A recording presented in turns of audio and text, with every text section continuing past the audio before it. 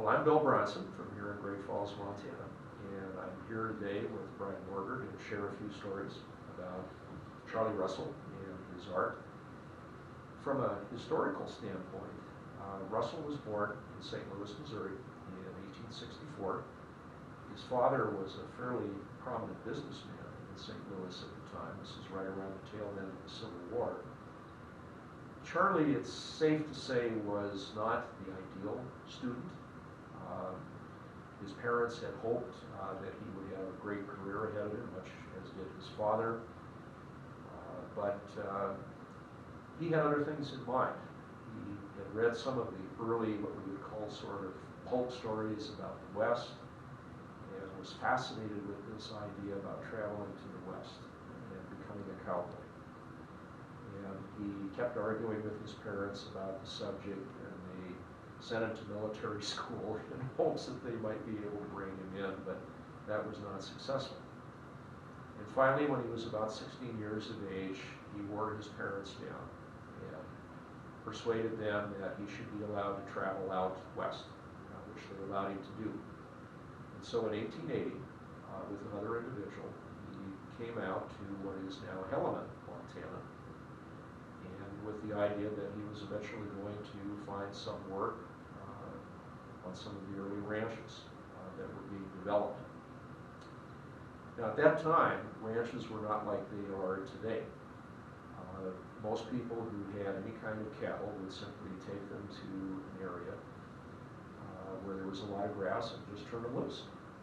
We didn't have the idea of fenced-in ranches or farms at that time. It was the open range, which is critical to the story that I'll tell you here momentarily about the piece of art that he did that really started him on the road to fame.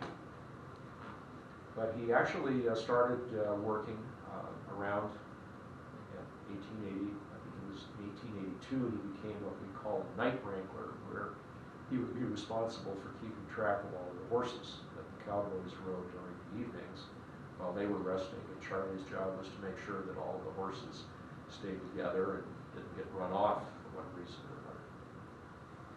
But he did that type of work and other work, and in the fall of 1886, he was working for a fellow by the name of Jesse Phelps, who had a ranch called the OH, and it was located in what we now call the Judith Basin. This particular ranch was east of a small community called Utica, Montana, which is also still there today. Great hamburgers, by the way, at the bar if you ever have a time to stop into Utica. But that winter was like most of the winters that these young men had known for the previous 5 or 6 years. And Jesse Phelps was responsible for keeping track of a herd of about 5,000 cattle owned by some butchers in Helena, Montana, sort of the original farm-to-market concept. But no one was prepared for the winter of 1886-87. It started out fairly mild. By January of 1887, it had actually gotten fairly warm, and the grass was out there, and the cattle were beginning to feed, and everything seemed fine until a real nasty storm came in from the north. Not only extreme snow, but extreme cold as well. And very quickly, that grass that had been coming up was covered, ice formed on it, and the cattle could not feed.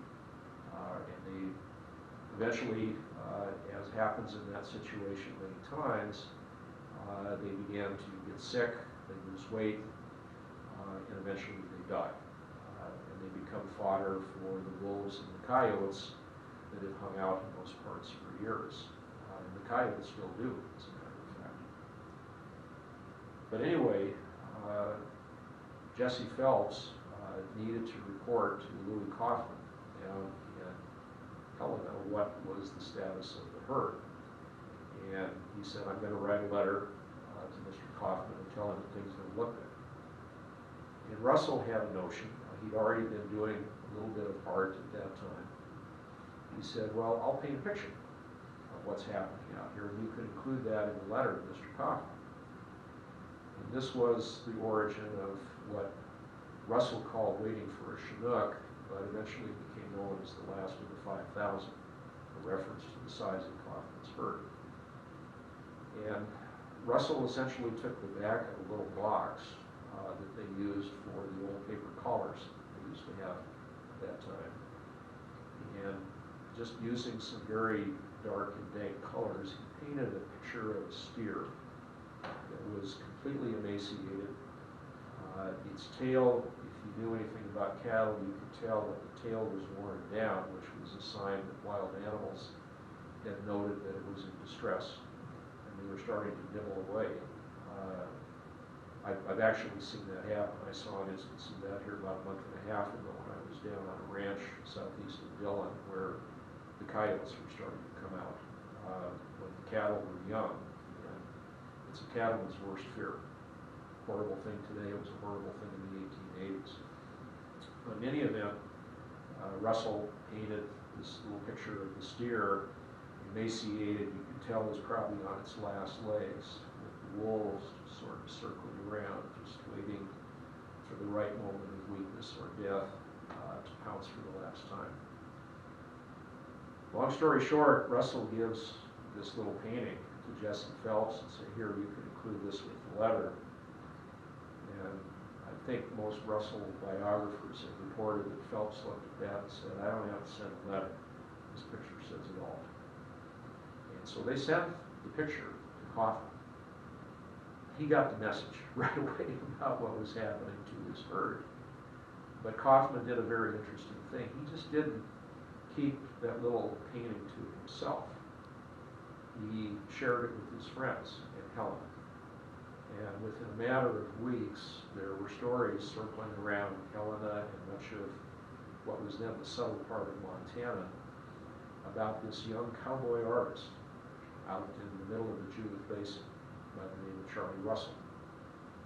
And that, I think it's safe to say, was probably the beginning of his real career, doing what he probably did best, which was documenting the story of the West as he saw it, as he experienced it, and sharing it with the rest of the world. And again, there are people far better qualified than I am to talk about the importance of that little piece as a work of art. But for a lot of us, that's the beginning of the story of Charlie Russell.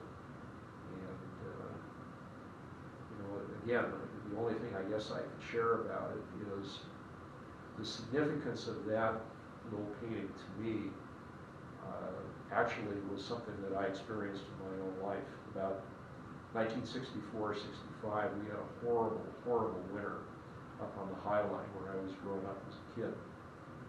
And my dad ran a branch office of an implement dealership at the time.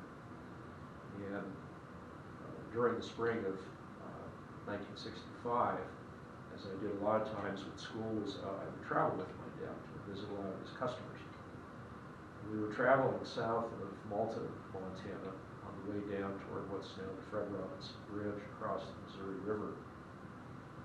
And I remember my dad and I seeing the remains of cattle huddled up against the fences on what would be the east side of the highway there, near some of the properties of the land of my dad's customers.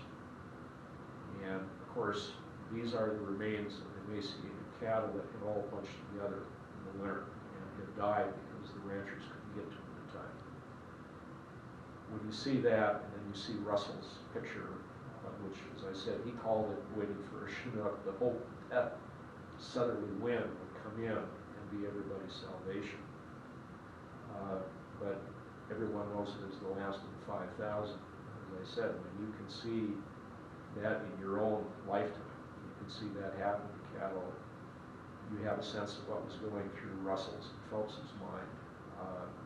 Stuck out there in the middle of the prairie in 1887, getting ready to relay the bad news to somebody that virtually all of your herd is gone.